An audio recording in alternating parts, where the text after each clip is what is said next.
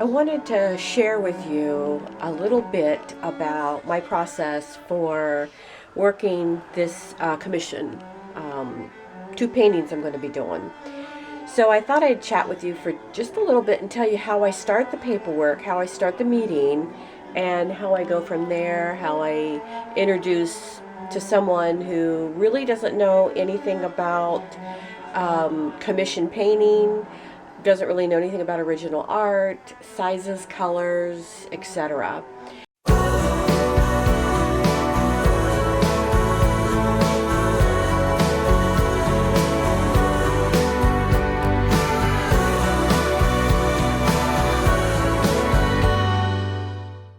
I wish I could have taken you on the interview I had, but I didn't ask the client permission, but I can kind of fill you in.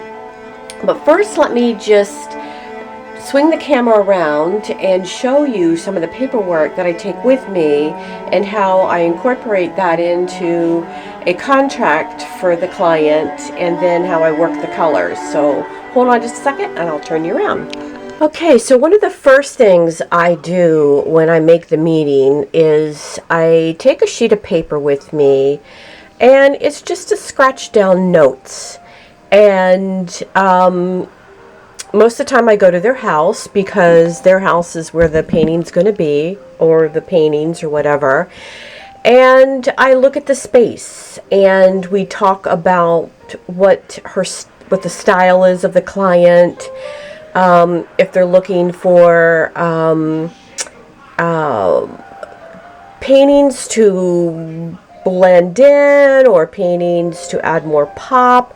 A lot of times the client doesn't know. They want me as the artist to kind of help them out. So let me swing over here and show you. I take usually several paintings with me. I took this painting, and it has a lot of sgraffito and different colors of grays, and I knew already that her walls were pretty dark gray. Then I took a couple more over here just to see her style. The size, I wasn't quite sure what she wanted, not knowing that she wanted something so big. But when she saw this particular painting right here, and she saw them get closer, the sgraffito that is in here, and let me get some light on it. Oh, that might be too much. She saw the drips and the sgraffito and the variations of the grays. She fell in love with this right away. So this is going to be my inspiration. Of course, we talked about color. So let me swing back over. And when I discuss color, I actually ask the client, what colors do you not want? And, usually I look around the house, and she knew right away the colors she didn't want. So, as you can tell, I wrote down no orange, red, browns, or purples. And I always write down the color of the walls. And what's so nice about this client is she already knows, because she is a contractor and she deals with flooring and paint. So it was really great. I use my Sherwin-Williams swatches. I don't use this for paint. I use this for colors. People are very familiar, and a lot of times people's walls, we can find the colors in these swatches very close to what her walls are. So I wrote down her walls were agreeable gray and Dorian gray. And so when we flipped through, right away she knew several of the colors that she wanted. She knew she wanted the variations of the grays. She knew she wanted them to blend down. She knew she didn't want any whites. She wanted some greens, and she wanted some yellows and golds, and actually she loved the sgraffito and the drips. She'd seen on my website several of my resin pieces, so I actually took them because she loved some of this dark in here. So it gives me an idea of the colors I know that she's going to like. So I always take a tape measure with me, so we measured the space. And I thought I was going for one painting. I ended up going with two paintings, 72 inches in the height and 48 width. And that was her idea, because as you go in, it's a stairwell, and it's you know, what, a horseshoe. And then I suggested against the back wall she put a sculpture, and on the other two walls is where she wants the paintings. So after we discuss our colors and we pick out some and I write them down, I always do a sales commission contract. And I learned a long time ago this is really important. It can be as deep as you want. You can be as you know, as many of the points that you want to talk about as you want, or it can be a little bit looser. But since these paintings are so large and she has company trucks, she agreed that she would pick them up. So I actually put that in the contract, that she agreed to pick them up. I put down that it's going to be two abstract paintings. I put down the amount she's going to pay up front. I put down, you know, there's a little bit longer time frame in here due to some constraints I have, but I put all that in the contract. Then the next thing I usually do is I come home and then I work on a color board, and I take the colors, because I use mainly Goldens and, you know, good archival type paints. I don't use the paints from the paint swatches or house paint.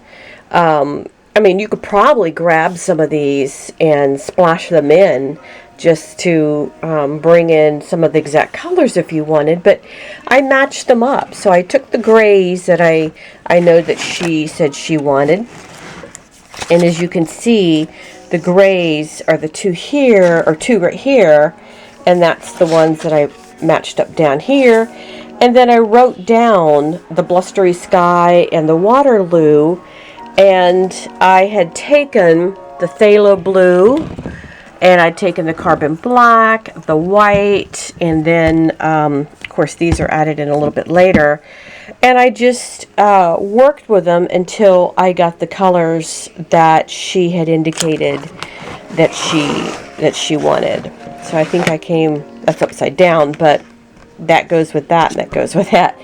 And then the Blustery Sky, since I like using the same colors throughout, whenever I have a palette of colors, I always mix them in with the others so that everything is complementary to each other.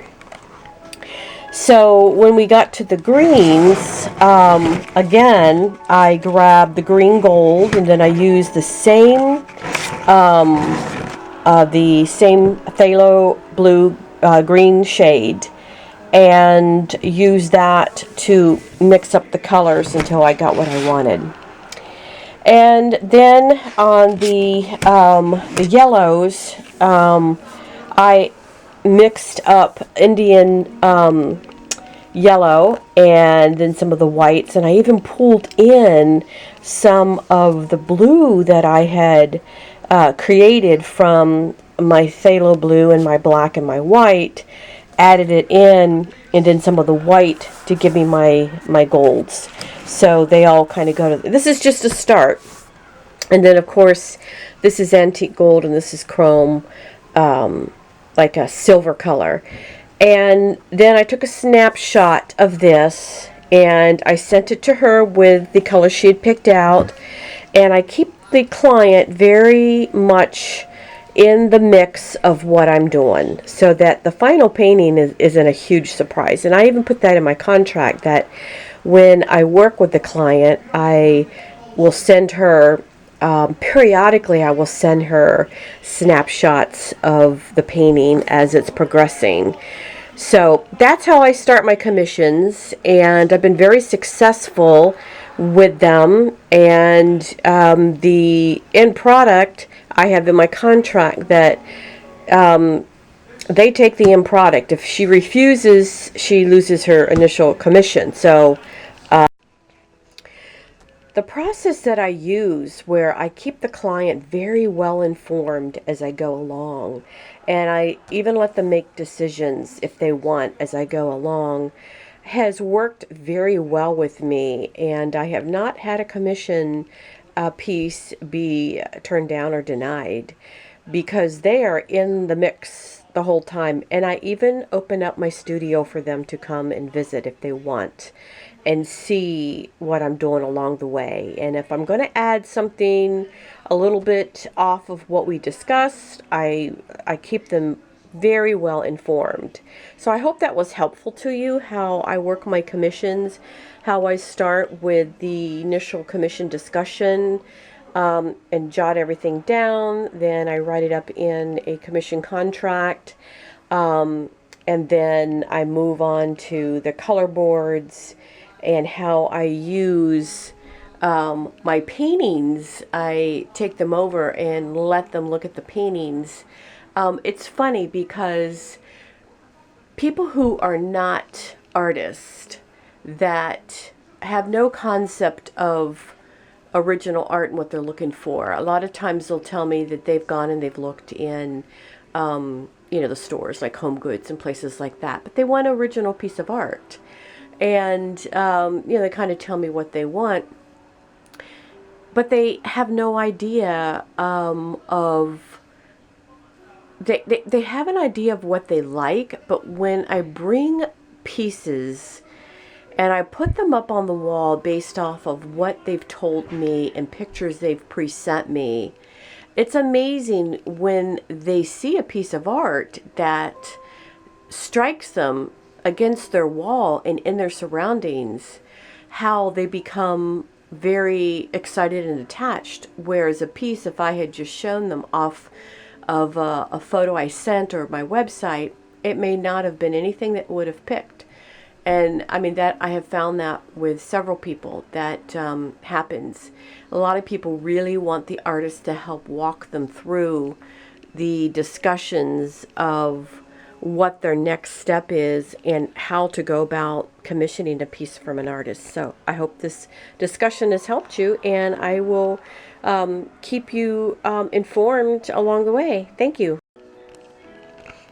Okay, I wanted to share with you the next part of getting my 2 commission pieces ready. I have my 2 canvases.